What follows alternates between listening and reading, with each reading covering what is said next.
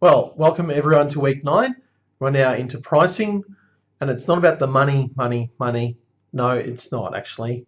It's about the price of the product and how the consumer pays that price. So where we are again in the course, use these arrows to understand the roadmap of where you might be up to, and particularly if you haven't listened to these for a while, I'm sure there's some people out there who might have listened to these first up. Naughty.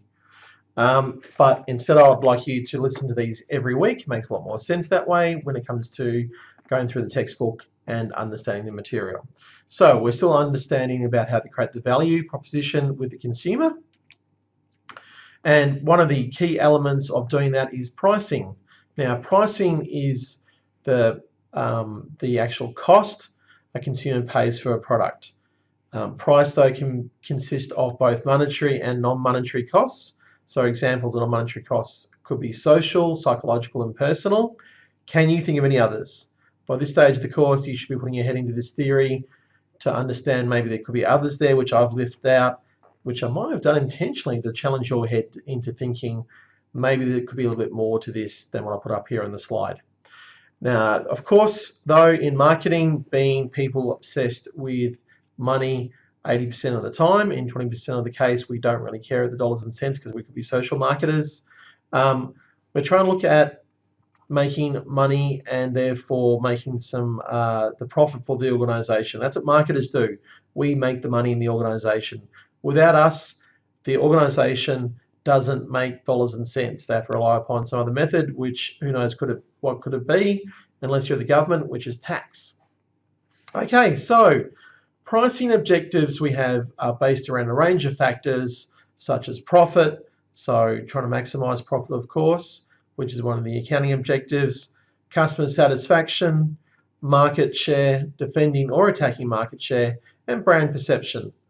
Economic models, though, help us as well in marketing by making sure that we are making at least a break-even point. We need to make our money back in marketing. We need to cover both our fixed costs and variable costs. Otherwise, there's no point in being in marketing. So, understanding pricing strategy, you have to understand these factors here to understand the different choices we can undertake to choose a pricing strategy. It'll be, of course, dependent upon two big things. Number one, the consumer, always consumer-based in marketing. And secondly, the product itself. Some of the other environmental factors do have a role to play, but not as important as those two.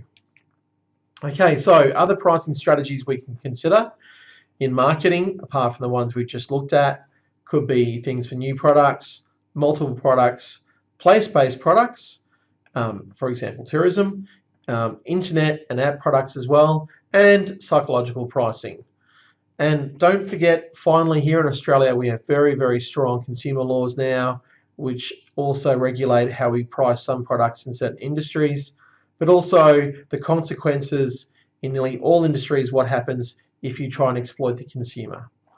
Well, hopefully that has provided a bit more explanation to you about what pricing is and what we're looking at this week in the course. Thanks for listening again, and I'll talk to you next week. Bye-bye.